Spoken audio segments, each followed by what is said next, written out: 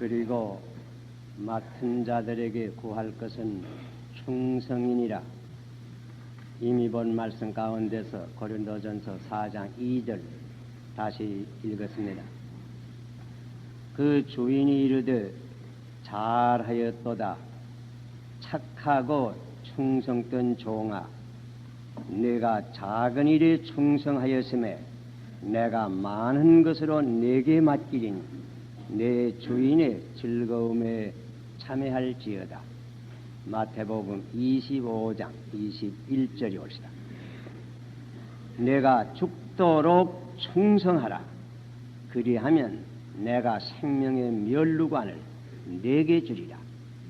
계시록 2장 10절이 옳시다. 성경 가운데 충성에 대한 교훈이 많습니다. 그 가운데 몇 절만 봉독하였습니다. 그리스도인의 품격에 대한 교훈을 우리가 생각할 때에 이 충성에 대한 교훈을 잊을 수가 없는 것입니다. 이 충성이라고 하는 말의 성서적인 근본 뜻은 믿음이란 뜻과 같습니다. 신실, 성실, 신의의 뜻이 있습니다. 믿을 만한 사람, 이런 이는 충성된 사람이 옳시다. 충성은 하나님의 본성이 옳시다. 그러므로 성경은 종종 하나님은 믿부신 하나님이라고 우리에게 말씀하십니다. 하나님은 믿부심으로 믿을 만하고 의지할 만합니다. 우리는 믿음이 없을지라도 주는 일향 믿부시니 우리 주님도 믿부십니다. 자기를 부인하실 수 없으리라. 디모데후서 2장 13절. 그러므로 하나님은 그 모든 언약을 지키십니다. 아브라함에게 언약하신 대로 아들을 주시는 것입니다. 약속하신 대로 이스라엘 백성들에게 가나안 땅을 주셨습니다.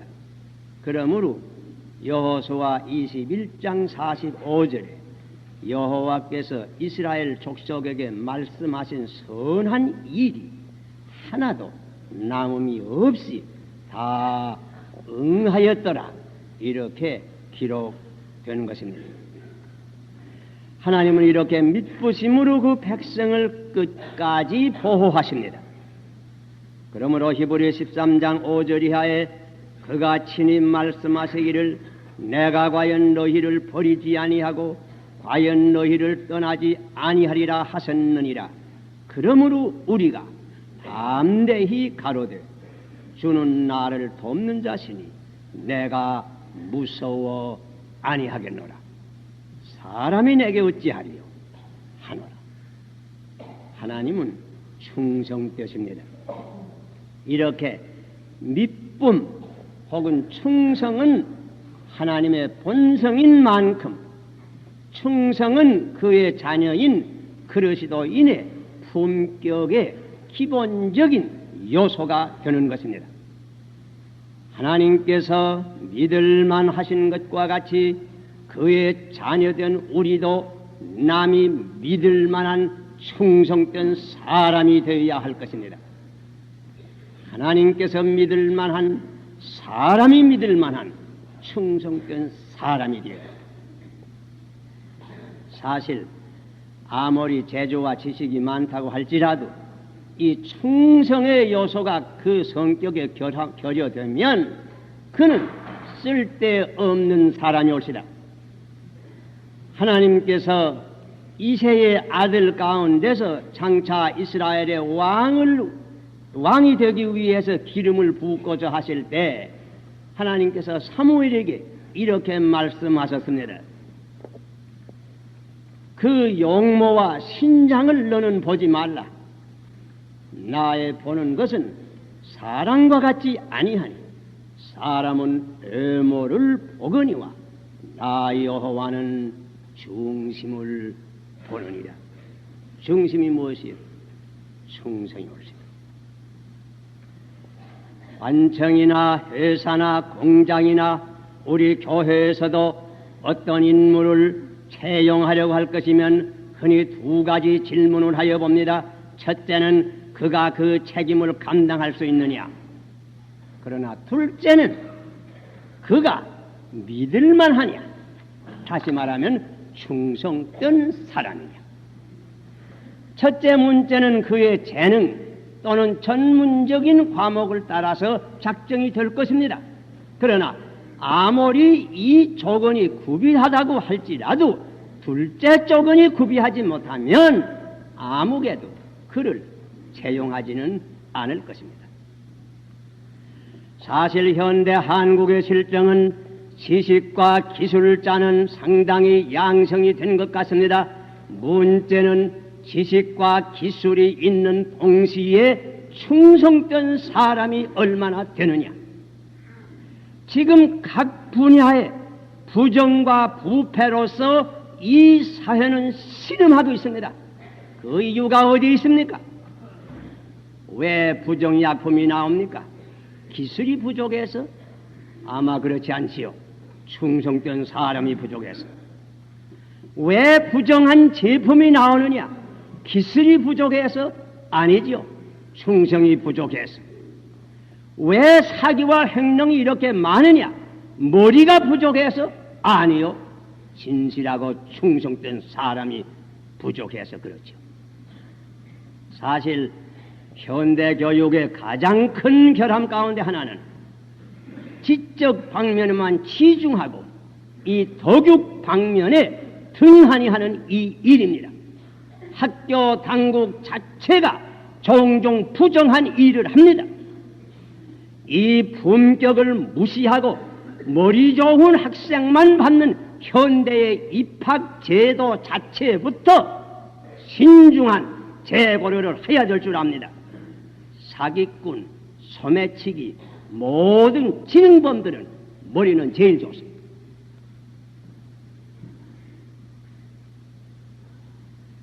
전에 의산노회의 원로 목사로서 덕이 높은 최명준 목사님 여러분 아실 분 많이 계시죠. 그 목사님 저에게 이런 말씀 한번 해주셨습니다. 사람을 택할 때는 늘 두 가지 면을 보는 게 좋다고. 그 사람이 충에 속하느냐 간에 속하느냐. 재주가 아무리 많다고 할지라도 간에 속하는 사람을 택하다가는 실수하기 쉽다. 재주는 좀 부족해도 충에 속하는 사람을 쓰는 것이 실수가 없다. 제가 지금 지내보니 꼭 그렇습니다. 충성은 그러시도인의 품격의 기본적인 요소입니다. 우리가 다 재능과 지식과 기술에 탁월할 수는 없는 줄 생각합니다. 우리의 은사는 다 각각 다릅니다. 그러나 우리 예수를 믿는 사람은 누구나 믿을 만한 충성된 사람이 되어야 할 것입니다.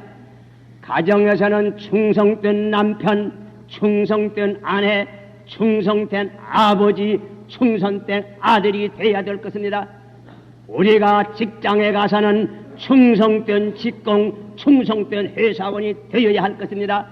우리가 학교에 있으면 충성된 선생들과 충성된 학생들이 되어야 할 것입니다. 사실 현 사회가 그러시도 인이라고 해서 더 믿어줍니까? 만일 그렇지 않다고 하면 이것은 우리의 책임이 옵니다. 믿음의 보람이 어디 있습니까? 사실 신실하신 하느님의 자녀로서 우리가 생활하도록 힘을 씁니까? 현 우리 사회에 가장 절실히 요구되는 것은 믿을 만한 충성된 사람들입니다. 우리 가정이 그러하고 우리 학교가 그러하고 우리 관청이 그러하고 우리 회사가 그러하고 우리 상점이 그러하고 우리 교회가 그러합니다.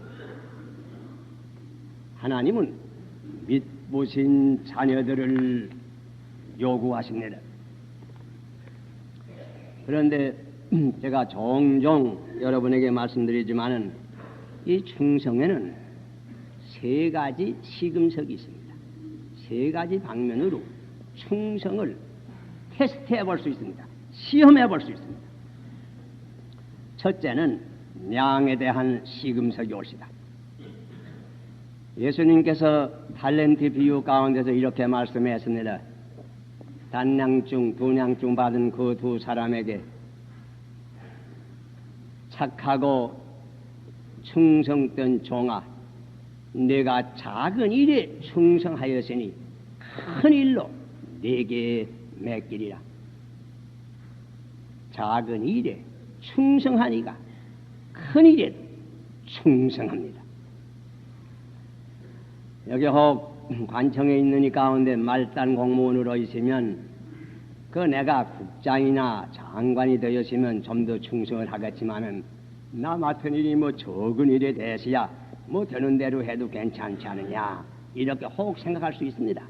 그러나 사실은 말단 공무원으로 충성된 사람이 이 다음에 국장이 되고 장관이 되어도 충성합니다. 혹 우리 교회에서 내가 장로나하고 권사가 되었으면 충성하려니와 뭐 주일학교 판사든지 뭐 적은 직분 맡은 데 있으니까 이거야 뭐 형편대로 되는 대로 해도 괜찮지 않겠나 이렇게 생각할 수 있습니다. 그러나 사실은 적은 직분을 맡아서 충성하는 이가 큰 직분을 맡을 때에 충성합니다. 젊었을 때는 흔히 하나님께서 적은 일을 맡깁니다. 그것은 목적이 두 가지 있습니다. 하나는 경험을 쌓기 위해서, 또 하나는 그 사람의 충성된 것을 보아서 장차 큰 일을 맡기기 위해서. 처음에는 적은 일을 맡기는 것입니다. 우리 신앙생활을 잘 하려고 할 것이면 적은 의무가 있습니다. 가령 아침과 저녁에 일어나고 잘 때 꼭 기도하는 것, 그 뭐 적은 의무입니다. 혹은 매일 성경을 보는 것, 주의를 거룩히 지키는 것, 혹은 11조를 드리는 것, 말하자면 다 적은 의무입니다. 그러나 이 적은 일에 충성된 사람이 큰 일을 맡을 때에도 충성합니다. 요셉이 보디바의 집에서 종으로 충성하더니 하나님께서 그에게 종이 대신의 직분을 맡겼고 또한 그 자리에서 충성했습니다. 다윗이 베들레헴 목장에서 양을 치는 목자로서 충성하더니 하나님께서 온 이스라엘을 다스리는 왕으로 세웠고 그 왕의 자리에서 충성되게 자기의 책임을 감당한 것입니다. 적은 일에 충성하니까 큰 일에도 충성하고, 적은 일에 충성하니 하나님께서 큰 일을 맡깁니다. 둘째는 시간의 시금석이 있습니다. 잠깐 동안 충성하기는 쉽습니다. 며칠 동안 충성하기는 쉽습니다. 혹은 몇 해 동안도 충성하기가 쉽습니다. 요컨대 얼마나 오래 충성하느냐. 저는 흔히 이렇게 생각해 봅니다. 12제자 가운데 가로, 유대 같은 사람 우리가 다 반역자로 기억합니다. 그러나 만일 그 사람이 한 이태 동안 살고 죽었던들 아마 충성된 제자라고 우리가 생각했을 거예요.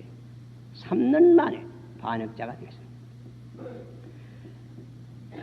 바울을 도와주던 젊은 사람 가운데 데마 같은 사람 아마 몇 해 후에 죽었던들 좋은 사람으로 죽었을 것이에요. 그러나 얼마 후에 세상을 사랑해서 선생을 배반하고 데살로니가로 간 것입니다. 우리 동양사의 전한 후한을 우리가 다 압니다. 그 왜 한 나라가 전한 후한이 되는지 압니까? 그새 왕망이라 하는 재상이 있었습니다. 이 사람이 30년 동안 충신으로 알려졌습니다. 30년 후에 역적이 됐습니다. 왕위를 찬탈했습니다.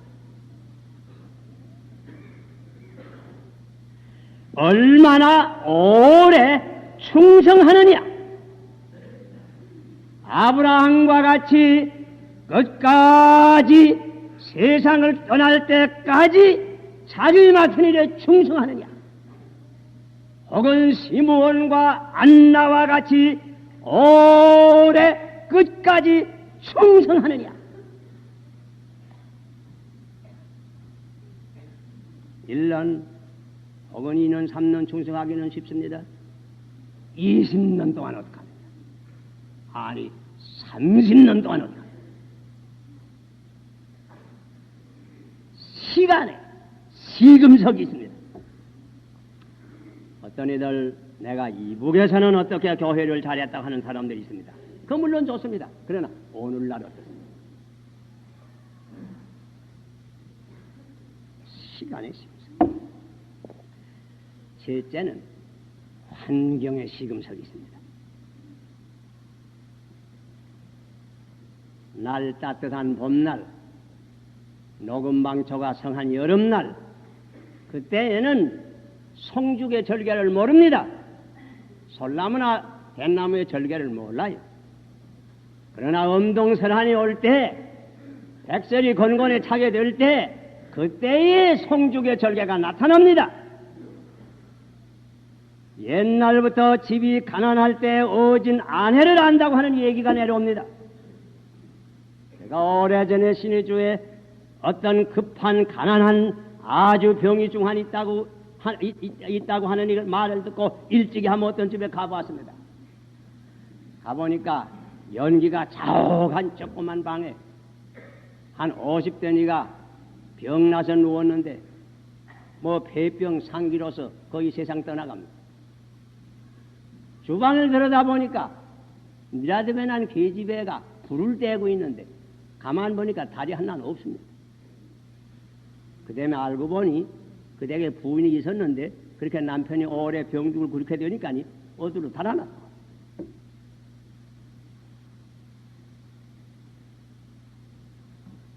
그런 여자도 있습니다. 반면에 여러분 잘 아십니다.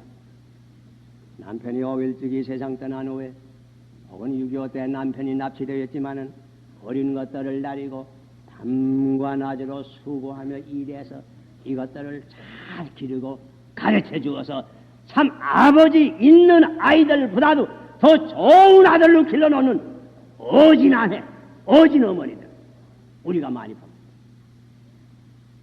어디서 이것이 특별히 나타나요? 집이 가난할 때.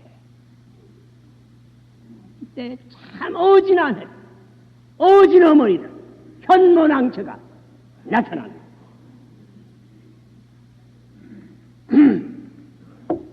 옛날부터 나라가 어지러울 때 어진 양상을, 어진 재상을 생각한다고 하는 글귀가 있습니다. 고려조가 다 무너져서 넘어지게 될 때 정포은 선생 같은 이의 충성이 나타났습니다. 외적이 친구에서 팔도강산이 그야말로 풍전등화와 같이 되었을 때 이 충무공 같은 이의 충성이 나타났습니다. 교회도 6.25와 같은 어려운 일을 향해서 붉은 세력이 이 땅을 휩쓰게 될 때 김웅락 장로와 같은 충성된 신앙이 나타났습니다. 어느 때에 충성이 나타나요? 어려울 환경. 교회도 큰 핍박이 있을 때, 어려운 일을 하려고 할 때에, 재정적으로도 어려운 일이 있을 때에, 이때에 어떠한 태도를 가지고 충성이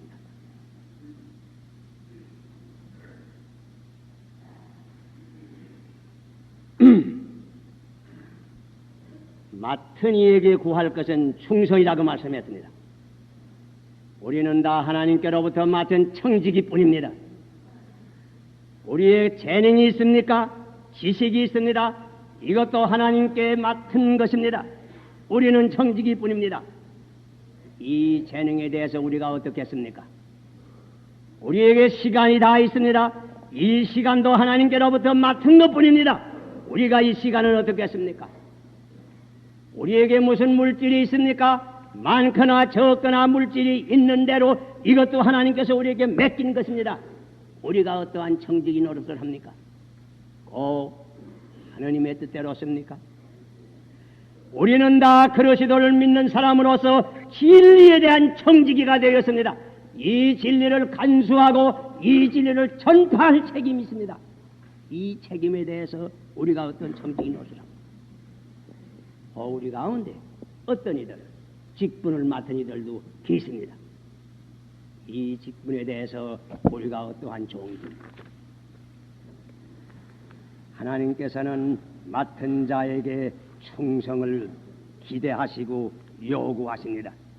그뿐만 아닙니다.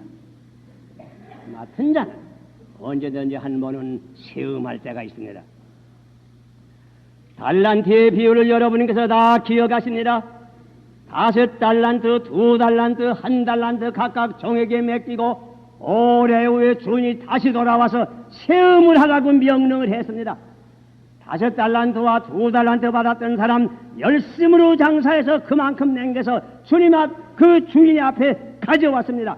주인이 하는 말이 착하고 진실한 종아, 충성된 종아, 내가 적은 일에 충성하니 내가 큰 일로 맡기겠다. 들어와서 내 아버지의 즐거움에 참여하라고 하였습니다. 그러나 한낭중 운양 가지고 온 사람 뭐라고 하셨습니까? 이 악하고 게으른 종아, 저 바깥 어두운 데 내가 쫓으라고. 우리는 맡은 사람인 까닭으로 마지막에 한 번 주님 앞에 가서 심판을 받을 때가 있습니다. 제가 작년에 어떤 교회에 장로 안수식에 참여하려 갔더니 장로 안수를 받는 그이가 답사 가운데서 디모데전서 1장 12절을 인용해서 답사를 합니다. 그게 무슨 말이 있는가 하니 나를 능하게 하신 그리스도 예수 우리 주께 내가 감사함은 나를 충성되이 여겨 내게 직분을 맡기시니 하나님께서 우리에게 적든지 크든지 무슨 직분을 맡기실 때에는 우리를 충성되이 여겨서 맡기는 것입니다. 우리가 이와 같은 주님의 기대에 대해서 어떠한 보답을 합니까? 사실 교회도 그렇고 국가도 그렇습니다. 교회가 유지되고 발전되는 것은 이런 의식을 가진 충성된 교인들, 충성된 장로들, 충성된 집사들, 충성된 일꾼들이 있는 까닭입니다. 사실 우리 교회가 이만큼 은혜 자리에 있게 되는 것도 이와 같은 이들이 많은 까닭입니다. 지금은 사순절이 올시다. 그러시도께서 하나님께로부터 받은 바 사명을 다하기 위해서 예루살렘을 올라가셨습니다. 골고다 언덕길을 십자가를 지고 올라갔습니다. 마지막에는 골고다에서 피를 흘리시고 최대의 고난을 받은 것입니다. 그는 그의 사명을 다하기 위하여 자기의 생명까지 바쳤습니다. 그리고 우리에게 하시는 말씀이 너희가 나를 따라오려거든 자기를 이기고 십자가를 지고 나를 좇으라. 그러면서 요한 계시를 통해서 죽도록 충성하라. 우리에게 말씀하셨습니다. 기도하십시다.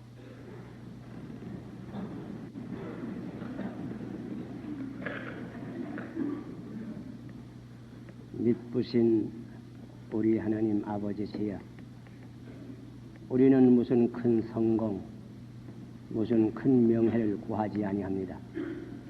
다만 우리 하나하나가 내가 맡은 그 일에 대해서, 그 직분에 대해서 충성된 조들게 하여 주시옵소서. 예수님 이름 받들어 기도하옵나이다.